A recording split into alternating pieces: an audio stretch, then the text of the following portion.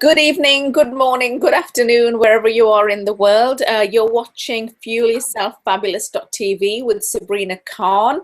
And I've got a really interesting guest on the show with me today, Marika Walker. And we're going to talk about something that's sort of really kind of, it's like really hip today, So I don't know if it's just hip because everyone's actually, it's cool to be gluten-free and it's cool to because everyone's going gluten free, or if there is actually a lot of people facing these kind of sensitivities and intolerances. And my mission really for this overall platform was to be at the forefront of the health and wellness revolution for women, and through that process revive the way they eat, move, think and live, because I do believe that we're living in a really vulnerable place right now where dis-ease is at an all-time high. Chronic illness is at an all-time high. Even though there's so much sort of websites and information out there, there's something going wrong somewhere. So that was really the purpose of setting up this platform, just to get the best guests and just to get like the truth out there. And my whole focus for the last couple of months and for the foreseeable future is going to be on IBS and related therapies and related foods, because I myself suffered from it for so long, and I finally managed to heal myself and cure myself through eating clean and eliminating a lot of things which as it happens are what a lot of people are intolerant to. So I do believe that food can, food as medicine, and food can heal. So remember, this is like a live show, and if you've got any queries, you can, if you go to the bottom, right to the bottom of this page and leave them for us, then Marika will answer them at the end. So yeah, today I really wanted to go into the differences between gluten, wheat allergy, celiac, because I know a lot of, and IBS is like a generic term. It's sometimes called the garbage diet, when doctors and gastro doctors can't really find anything wrong specific. But as it happens, a percentage of people that are diagnosed as just IBS actually have some kind of sensitivity and intolerance. So really today it's about working out what the difference between all these are, and really getting to the bottom of it is, and going around the correct diagnosis, so you know what you're dealing with. So yeah, Marika specializes in these particular areas. So if you just want to tell us a bit about yourself, and then we can start going straight into the questions, Marika. Yeah, hi. So my name is Marika Walker, and I have a company called Hope Valley Nutrition. So I'm a nutritional therapist. Got into nutrition really because of having a really bad accident myself many years ago, and nutrition started to interest me. And I've really gone into gluten and gluten sensitivity because of my own issues with it, and my sister having a celiac disease. So I'm naturally really reading everything about it myself. So I'm really happy to be here today. Okay, brilliant. So let's start with the first question. What is gluten sensitivity? What is a wheat allergy, and what is celiac? I mean, I know celiac is very serious. It's an autoimmune condition, and as soon as someone eats any gluten, it affects them very, very badly, because the stomach villi get damaged. So what is the difference between these three initially?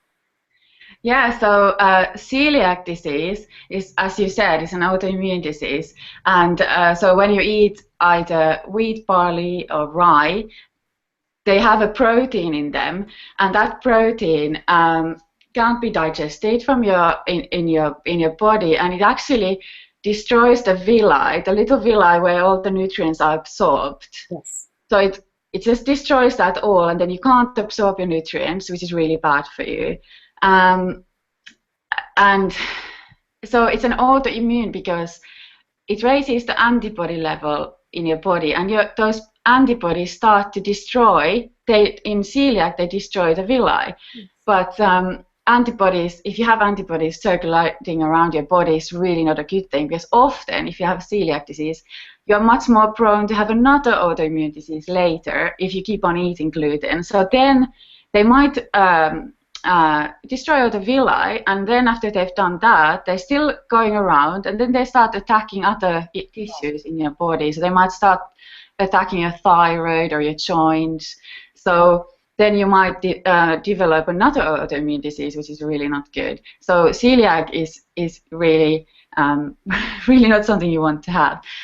Wheat allergy, you will know if you have wheat allergy, because as soon as you eat wheat, because it's an allergy, you have a reaction, immediate reaction to it, because it's an IgE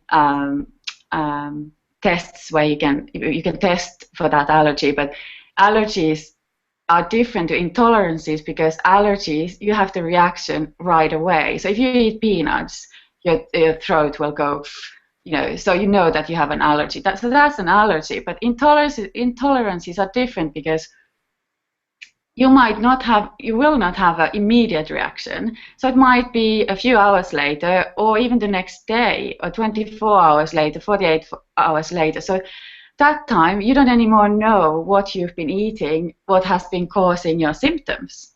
So it's really much more difficult for yourself to know that I have, for example, gluten sensitivity, because it will take time. So and gluten sensitivity is a very new. There's lots of there is not a lot of research. It's very, very new research, and I think if you go to your normal GP, they might say that it's not true, but there has been coming new research on the gluten sensitivity, especially from a researcher called Alessio Fasano. I don't know if you've heard of him. He's Italian, and he's done a lot of research into celiac and gluten sensitivity. And through him, we've kind of found out that gluten sensitivity is a real thing. So, it's not in people's head, if they have symptoms. So. Okay, so what I'm understanding is clearly celiac is the worst, because you're going to get a severe reaction with it, and it also can lead to more harmful autoimmune conditions later on. An allergy is obviously when you start getting red, or when your throat starts swelling up, or you can see an immediate reaction. And something newer is this sensitivity, where you might have like IBS-like symptoms, where you eat something and you're not feeling well, and you get the typical runs or stomach issues or constipation, but it's not so easy to diagnose, because it doesn't show up straight away. Is that correct? Yeah, exactly, and there are not so many good tests yet to test you for gluten sensitivity. To do is elimination diet, so basically cut off the gluten and then reintroduce it later to actually see if that is the one which affects you. So celiac disease, we obviously have a blood test for it. Yes. Although I must say that if you go to your GP and you have a blood test for celiac and it's positive, then yes, definitely you have celiac. If it's negative, it might be a false negative, because they have a little bit older tests where they only test one protein, which most of the celiac sufferers, that's what they react to. But there are other proteins as well. I think there's about 10 proteins that you can react to in the gluten protein, and they're not testing for them yet. I'm sure they will in the future, so it will change the test, but not at the moment. So if you get a negative test from your GP, there's still a 50% chance that you are celiac. And the sad thing is that then they will tell you that, oh no, you don't have any problem with wheat, and so you keep on eating it. But actually, you either might still have a celiac, or you can have a gluten sensitivity. So in both cases, you don't want to be eating gluten, because it will cause you long-term health effects. Yeah, but how do you know? The thing is, if there's no proper diagnosis for it, how do you know? Well, am I just having a wobbly day today? Am I just having a you know, are my symptoms just flaring up today? Like how do you know? Because you don't want to just start eliminating food for the, for that reason either. For Yeah, I think always best is if you can work with a practitioner, so dietitian or nutritional therapist. That would be the best, because then you can make a plan and really work through what could be the what's causing your symptoms in IBS. But with gluten, so the first thing is to go test for celiac, even though if it's negative, you might still be positive. But if it's positive, then you definitely know you have celiac. That's the first thing definitely to do. And if you have a feeling that it might be gluten, then it's good to cut it out for minimum of 2 to 4 weeks. That's minimum. But what you have to remember is that you have to cut it out 100%. Because if you still keep on eating a little bit, you might have a mustard sauce which has wheat flour in it, and you haven't read the ingredients. So keep on eating it, because you only need very little. Because what it does, if you have a problem with it, what it does is that you have an immune reaction towards it. So your immune system is saying, oh my God, there's gluten, I hate it, there's going to be a war. So the immune system is attacking the gluten. So as long as you're still eating it, the immune system is there. So inflammation, basically. So as long as you eat even tiny little bit, your immune system will react to it, because your immune system reacts to bacteria and viruses, and those are tiny, you can't even see them. So the same thing with gluten. So difficult thing for people, I think, is that if they don't understand this fact, they might go off eating gluten, so they don't eat their pasta and bread and so on, but they don't realize that they're still having some of it in some other form, in sauces, or some of the ready-made meals or something like that. And then they think that they've eliminated it for 3 weeks, and they don't see any difference, so they think, oh, it's not the gluten, but it's only because they haven't been 100%. So you have to be really, really, reading all the ingredient lists, anything that you buy, and be very, very thorough. And then after 3-4 weeks, or even longer would be better.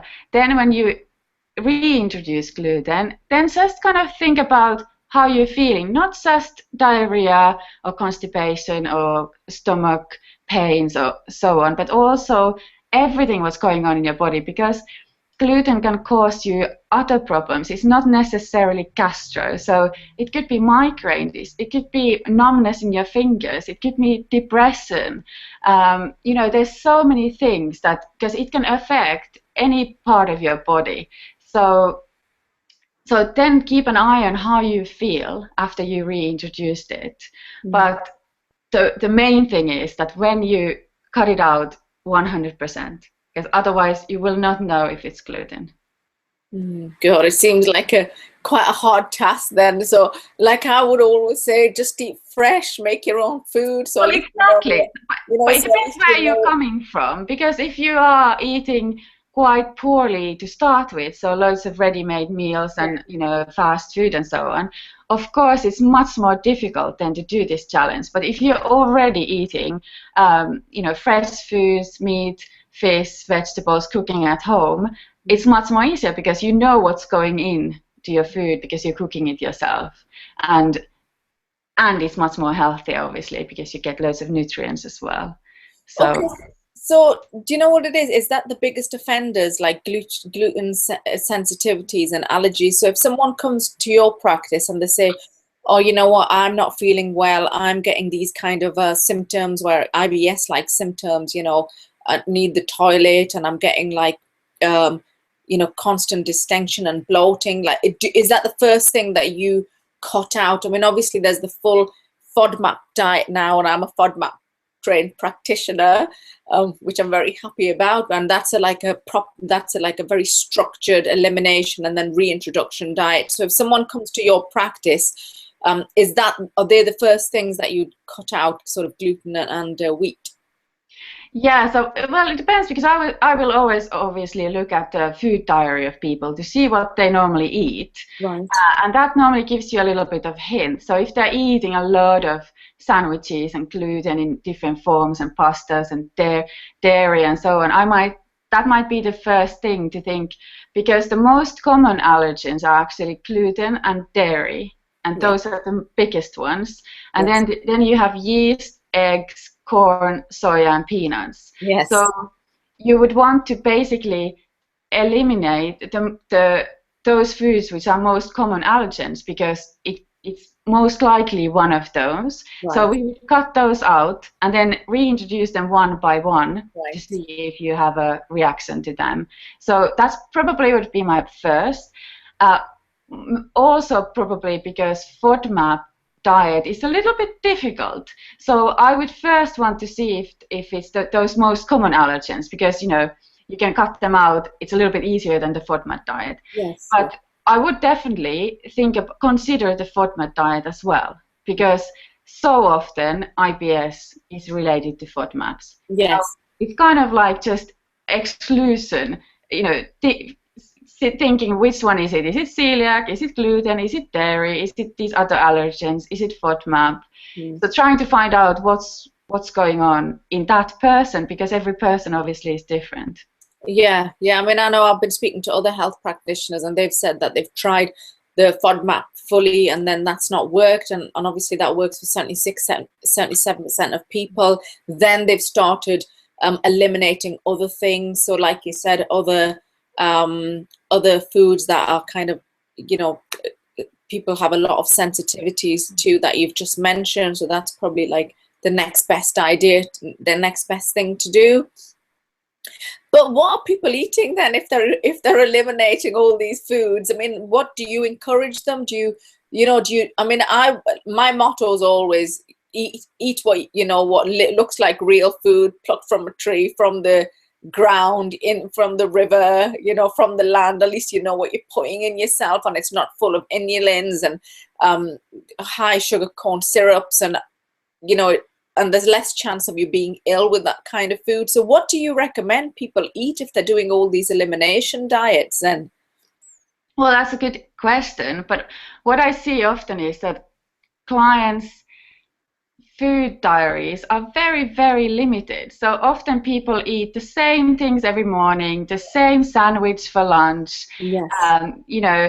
It's very limited because I often look at the food diary for the whole week, 7 days, and it's so limited. And actually, in the Western countries where we live, we have so much variety that we can all eat. If you go to the supermarket, there's so many vegetables, for Yes. example, that you might have never even bought and wouldn't know what to do with it because every time you go and buy vegetables, you buy the same ones: onions, broccoli, carrots, whatever. Which are gassy foods, well, especially the onions, yes. Yeah, so what I normally then do if I take foods out, then I give them a long list of vegetables, for example, what they can eat, and they think, oh, wow, I don't even know what to do with them. And then obviously all the meat and fish and eggs, unless the eggs are out, obviously. But there's so many foods around there. It's just that you have to start to be a little bit more creative Yeah. than what you have done before, and take this attitude that I'm gonna enjoy this challenge. I'm gonna enjoy cooking. I'm gonna learn some new recipes, and I always give them recipe ideas Yes. to start with, and ideas for breakfast and so on, because breakfast seems to be the most difficult for people. Normally people have one breakfast and they eat it every morning, which I find very bizarre because I would get just Yeah. tired of eating the same thing all the time. So yes, there's so much variety when you start looking at it. Yeah, no, and you know what? I absolutely agree with you completely there because I was starting to look for like healthier sugar grains a couple of years ago when I was training, and obviously I've done a lot of work and research with the FODMAP, and I've done a lot of like work and research with other foods that are triggers, and I'm also doing a health coaching course. But yeah, I mean, there's so much flavor available out there.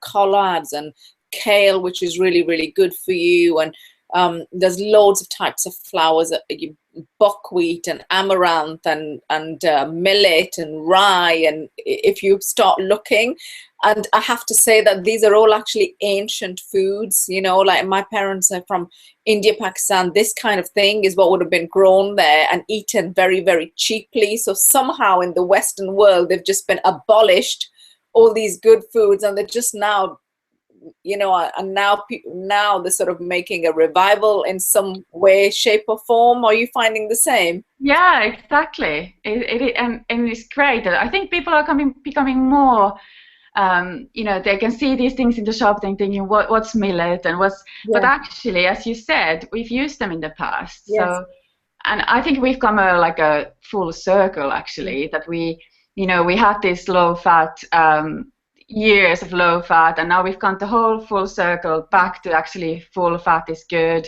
Yes. Um, and and we are kind of going back to the, you know, where our grandparents were. You know, Yeah. Sugar they is the were cooking enemy. everything from fresh, and Yes. so which is great, which is great. And I think we're going back to that, which is so good because people can really understand that, you know, because they remember their grandparents cooking when it was full of fat and full of meat, you know, different sorts of meats and loads of vegetables and so on.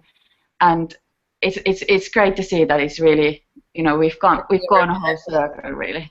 But and do you think all these sensitivities and allergies have actually been caused by, you know, people kind of ruining their digestive tracts, you know, ruining their kind of internal microbiota? Do you think there's a link to all these intolerances and sensitivities and kind of where the Western diet has gone in the last couple of decades?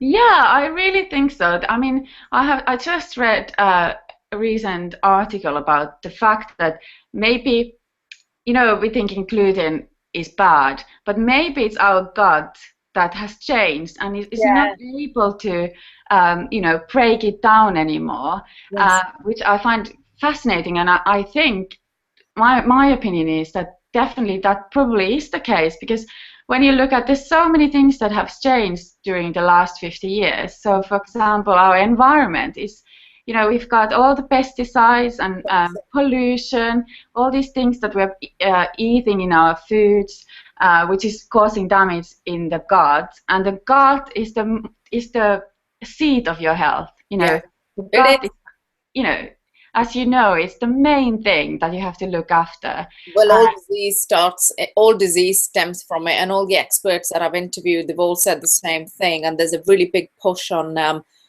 research into the microbiome now, which is where they're probably going to get to the bottom of, is it the food and the environment that we're living that's changing the biome, and hence increasing the rises of these kind of, you know, gastro conditions. Exactly. And then the other thing is antibiotics, because Yeah. we've been, you know, that's what we, you know, you've got babies who are given antibiotics as soon as, you know, they have colic or, you know, whatever they have.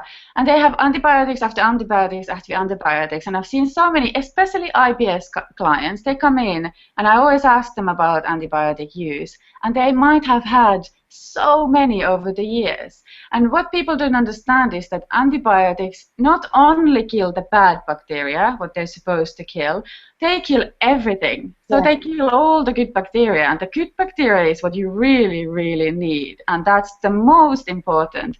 So that's one of the biggest things probably that's changed, you know, Mm, in the recent, you know, I don't know, 30, 50 years. mm, mm.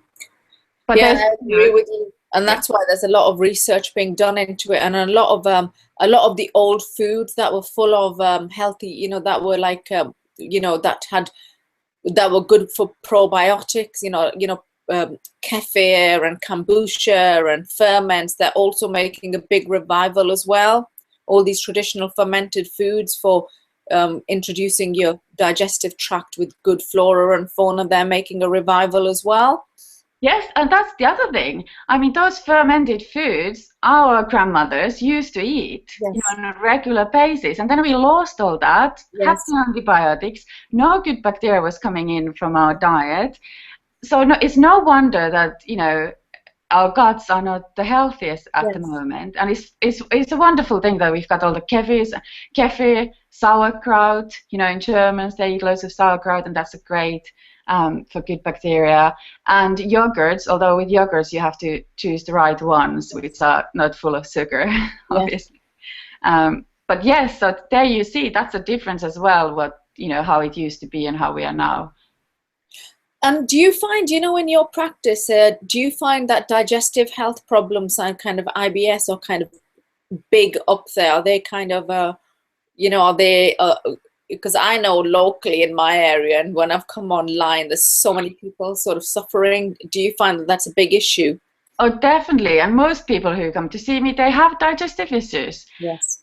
It's amazing. And loads of people, like myself included, I kind of went years and years kind of thinking I had some digestive problems, like sometimes diarrhea after I had a coffee or whatever. But I never really thought that I have a problem because it wasn't every day. And so I would have never gone to my doctor and said, my dad, there's something wrong, because I just, once you get used to how your body is, you Yes. think that's normal. But then if that changes to a better place, suddenly you realize, wow, it was not normal. Yes. This is normal. So for me, I cut out gluten and never thought, not because of any diarrhea or anything, it was because I was low in iron. Mm. And about 3 months into being gluten free, I suddenly realized that my poo is perfect every day, which was a revelation. I just suddenly realized that, wow, this is how it's supposed to be and not how it was before. But you just get so used to how it is. Yeah, you wouldn't even know how it feels like to be normal. Exactly. Yeah, it's a shame, really. But okay, so do you think that these allergies and intolerances are reversible, or do you think, I mean, can people get over them or be healed from them, or is this something once someone's got them, it's there to stay forever? Yeah, so sometimes if you are, for example, children, they've got allergies and they can outgrow those allergies. So Right. that's possible. But I would say when you're an adult, and especially with gluten, so if you have well, obviously if you have celiac, you will never, ever, ever be able to eat gluten again. So that's a definite no.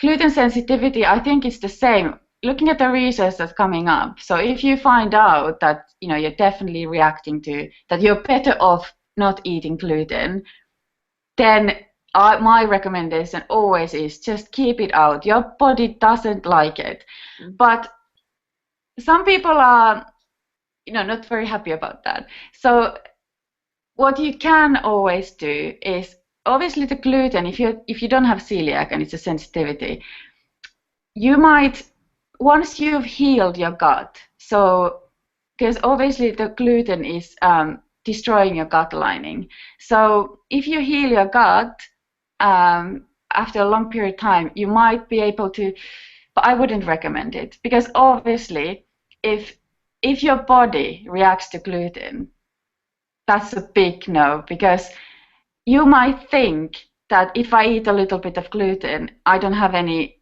symptoms. It might still do a silent background damage to Yes. your body, and then you might have a really long-term effects can be devastating, because gluten has been linked to over 55 diseases. Wow. So depression, arthritis, fatigue, cancer, anemia, osteoporosis. The list is so long Wow. that gluten, if you have a problem with it, keep it out. That's my message, definitely. Mm.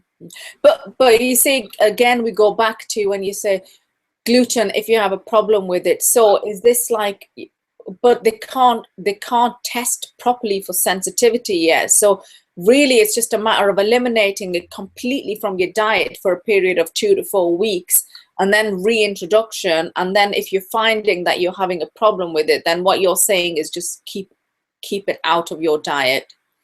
Yes, definitely. So there are some tests, but I would, yeah, they're not that good yet. So for the gluten sensitivity, the best thing is to cut it out, reintroduce it, see how you are. But the other thing I wanted to say is that if you have any autoimmune disease, whichever autoimmune disease you have, gluten is out. Mm. So because I don't know if you want me to go into details, but they reckon now, the new research, that gluten is the one which is kind of like the root cause for loads of for the autoimmune diseases. Yes. Just what it does in your gut. So if you have an autoimmune disease, whatever it is, like rheumatoid arthritis, for example, that's an autoimmune disease, which people don't always think that it's an autoimmune disease. Then definitely it's out. Okay. All right. So, okay. So how would we? So obviously, I've been to the doctors. The doctor doesn't know what it is. He's just like, oh, you've been ruled out for all the heavy stuff. It's not. We've done a scan, we've done a colonoscopy, we've done this. It must be IBS. And then it's like, so the next step is, well, okay, I might have some kind of, I might have a sensitivity, and what's the next stage, to rule out that it isn't a sensitivity. Go and get some testing done, or what's your suggestion? Because IBS, like I said, is just a generic term, and as a nutritionist, your role is different from the medical profession. So what would the next stage be to ensure that everything else is ruled out and it's just IBS? Yeah, so I would check what tests your IBS, the doctor has done for you. So to check that the celiac has been there, because it's important to rule that out. Yes. I would recommend working with the closest nutritional therapist that you can find, because then you will get some help. Obviously, it's not rocket science, elimination diet, so you can obviously do it yourself, but loads of people find it easier when they have somebody to walk them through which foods to eliminate, in which order, how to reintroduce them, what to eat instead, because I think that's one of the biggest things. Because if you eliminate, as you said, loads of things, what am I gonna eat? Yes. And we don't want you to be in a situation where you've eliminated loads of foods and you're not getting the proper nutrition. Yes. So the best obviously would be to work with a nutritional therapist or dietitian, but dietitians is really difficult to get to see them because they're so busy and you have to go through NHS and so on. But there are plenty of nutritional therapists who has the education to work with you. But yes, it's an elimination diet. So you eliminate the most common allergens or whatever you think it is, if it's gluten or dairy. You can do it one by one as well. You can just cut out dairy for the next 2 weeks, reintroduce it, see how you feel. Then do another one. Then do gluten for 2 to 4 weeks. See, and reintroduce that, see how you feel, and so on. So you don't have to eliminate a huge list of things all at once. You can do them one by one. Yeah, that's the FODMAP diet. They sort of eliminate everything at once. I mean, there is an option of actually, like you said, eliminate one group and then bring it back in, and then eliminate another and bring it back in. But yes, but I think with FODMAP it doesn't work because they are too similar, those foods, and they all cause you. So you have to, with FODMAP, that's why it's a bit tricky, because you have to cut out all of them and then reintroduce one by one. One by one. So okay, no, that's been brilliant. We've had you've given us some really good advice there. So we're coming to the end now, because we've been on for just over half an hour. So if you've got any questions for Marika, if you could please put them in right at the bottom of the page.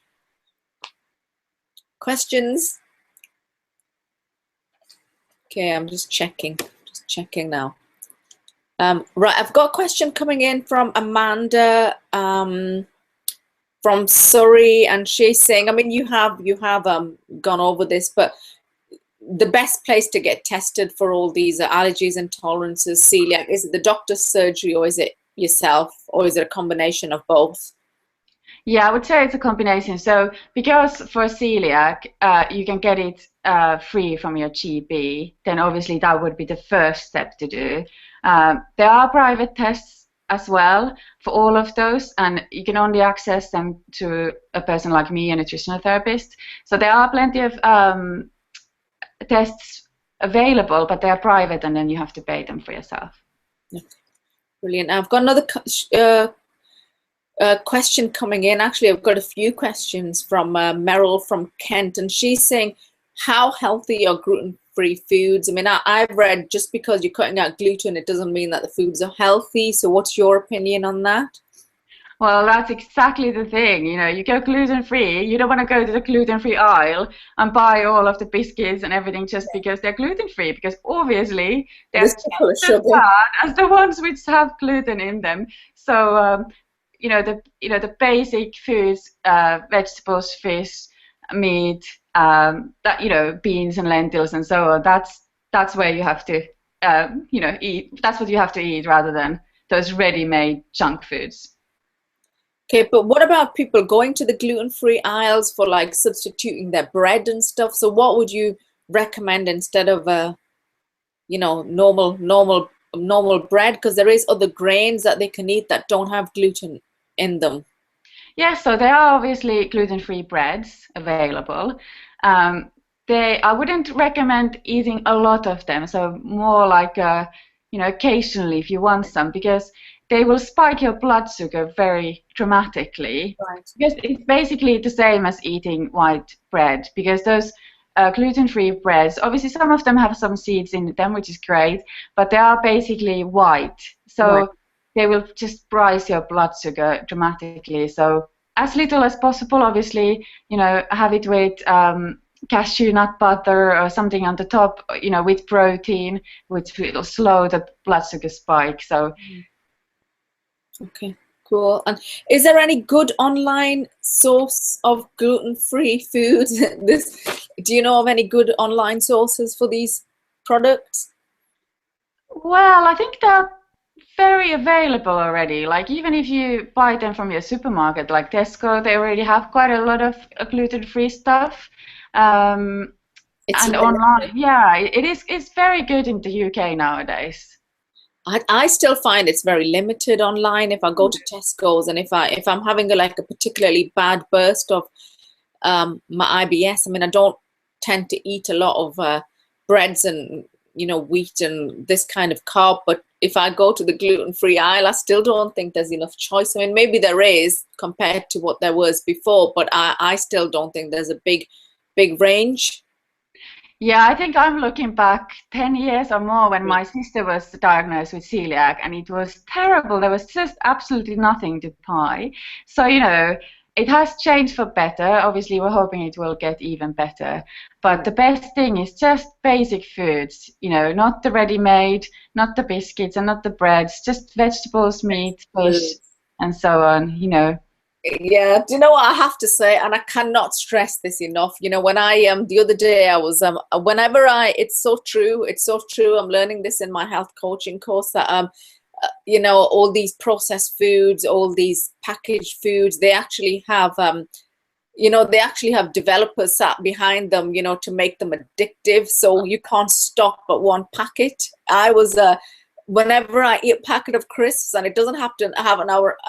Often, and like I've finished 3 before I finished, because one is never enough. But then I always suffer for it afterwards because I don't know what is in there. I don't know the oils in there. I don't know the seasonings in there. I don't know all the high FODMAP ingredients in there. I don't know how the high allergens in there, and I feel like rubbish after them. So I think that's the thing, because if you look at gluten-free bread and you look at the ingredient list, it's very long.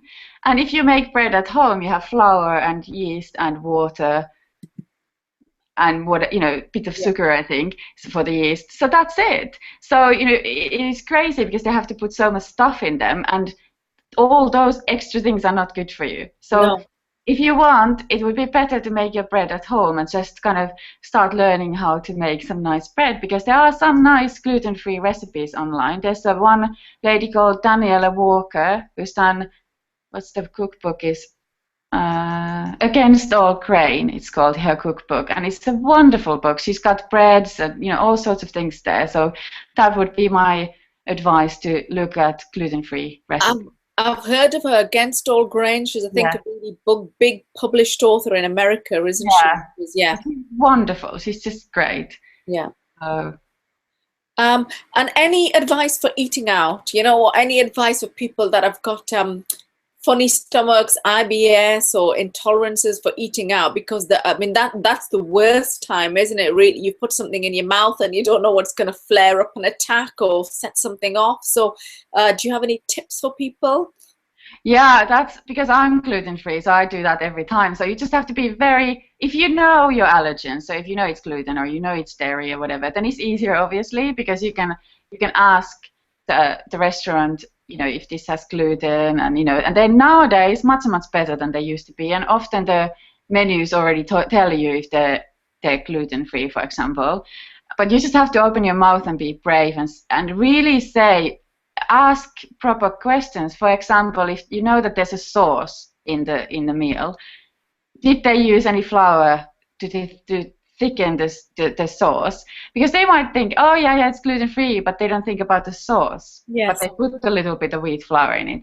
So you just have to learn to ask the questions and actually be brave to ask them, because you're paying for that and you don't want to feel ill afterwards. Yeah, no, you're right. And the thing is, I think for people with stomach issues and IBS, etc., the lighter the meal. So stay away from heavy sauces, stay away from I mean, depending on which diet you're following, just stay away, just stick to the proteins and the fish and the vegetables, and yeah, the vegetables and Exactly, and always if in doubt, what I do, if I look at the menu and I think it doesn't look like there's anything I can eat, you can always, if you eat meat, it's really easy. You can say, can I have a steak with vegetables on the side? Do you have any broccoli? Can I just have with that?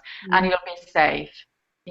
So, and often also you can look at the menu, and if there's nothing, uh, you know, what you think that might work, you can maybe ask, can I have from this one the steak and from this one, the potatoes or whatever? So you can make combinations, and often they're happy to do that. yes. Okay, brilliant. Some really good advice there. And as this is Fuel Yourself Fabulous.tv, one piece of advice, and maybe it's a nutritional piece of advice or a holistic tip, to help viewers fuel themselves fabulous.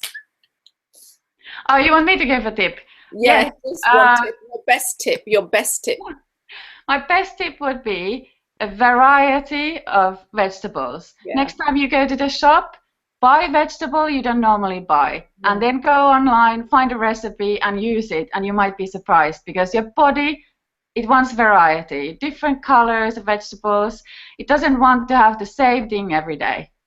Oh, that's brilliant. That's brilliant. And it's funny that I in my coaching course, in my health coaching course, I learned exactly the same thing. Synchronicity in the universe. They were like, cook eat something that you've not eaten, and a lot of people have sweet tooths. I know we're diversifying a little bit at the moment, but a lot of people have a sweet.